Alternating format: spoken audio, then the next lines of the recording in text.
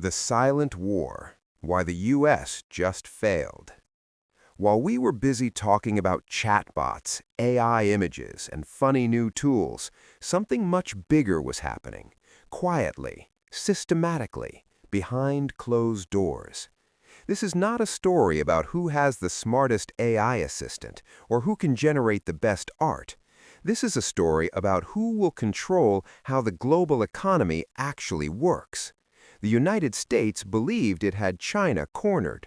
With chip bans, export controls, and aggressive sanctions, the logic seemed simple. No advanced chips, no advanced AI, no competition.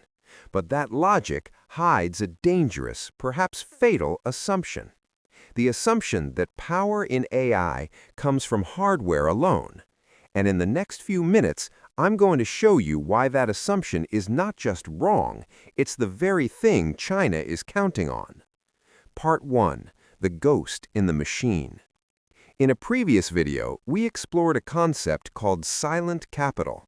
Capital that does not shout, it does not trend on Twitter, it does not make the evening headlines. It simply reshapes global systems in the background while everyone is looking the other way. Now imagine something even quieter. Imagine capital that is no longer directed by humans, but by autonomous systems. Systems that react faster than central banks. Systems that plan more accurately than supply chain managers. And systems that optimize entire industries faster than any government can draft a regulation. This is not science fiction. This is the strategic pivot Beijing has made. While the West is pouring billions into consumer-facing AI, like Sora or ChatGPT, China is pouring trillions into what we call hard AI. They aren't trying to write better poetry. They are trying to write the code that controls logistics, energy distribution, manufacturing, and global trade flows. The United States focused on stopping the physical chips. China focused on redesigning the digital nervous system of the world. Part 2. The Integration Trap. Most people misunderstand this conflict. They think this is an innovation race. Who builds the better model? Who releases the faster tool? Who has the most impressive demo at a tech conference? But this is not an innovation race. It is an integration race. Silicon Valley builds AI for users. Beijing builds AI for systems. Think about the arteries of our world: electric grids, massive container ports, automated factories, high-speed railways, global shipping routes. These are not just utilities, they are the bloodline of power. And once AI controls the arteries, it does not need permission to move value. It simply reroutes it. By the time the West realizes the game has changed, the infrastructure itself will be the weapon. If your entire port system or energy grid is optimized by a specific AI architecture, you can't just switch it off without collapsing your economy. This is the definition of a silent victory. Part 3. The Fatal Assumption. Here is the core mistake that might haunt Washington for decades. The United States treated AI like a product, something you buy, sell, and protect. China treats AI like infrastructure, something you build, embed, and dominate.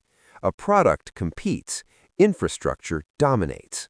If an AI system can predict global demand before goods even leave a factory in Shenzhen, if it can optimize pricing across 1,000 variables before the markets even react, if it can reroute global logistics to bypass shortages before they even appear, then sanctions arrive late, regulation arrives late, and Western reaction becomes a permanent state of defense. Washington is playing a game of freeze the clock by cutting off hardware, but China is playing a game of maximize efficiency. They've learned that in a complex, interconnected world, coordination beats raw power every single time. You don't need the fastest chip if your entire system is 10 times more efficient than your opponent's.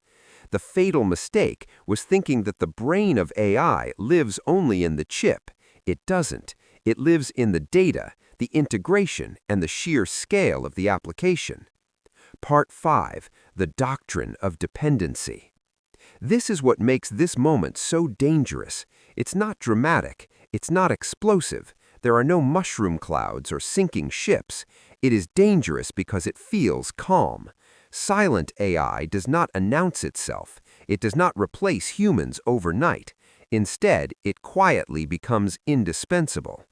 It starts with a port being 5% more efficient, then an energy grid that never has a blackout, then a supply chain that is always 10% cheaper, until one day you realize that removing that system would mean total economic collapse. That is when dependency forms, and in the 21st century, dependency is the ultimate form of power. China isn't looking to conquer territory. They are looking to become the operating system of the global economy. Part 6. The Taiwan Choke Point. And yet, despite all this progress, the story is not yet finished. There is still one variable that keeps Beijing's strategists awake at night.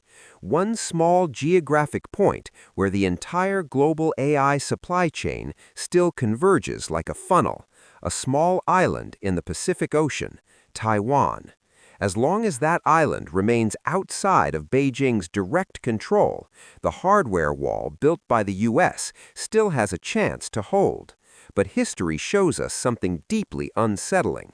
When a system becomes critical to a nation's survival, and that nation feels cornered, the pressure to act becomes irresistible.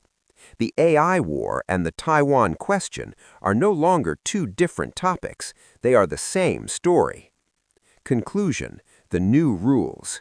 We are not approaching a new Cold War. We are already inside it, but the rules have changed.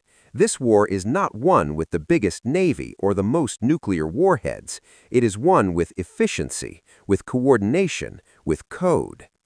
If you found this analysis valuable, you need to watch my breakdown of why China suddenly drew a line in the global markets, because that moment is where this entire strategy began to accelerate.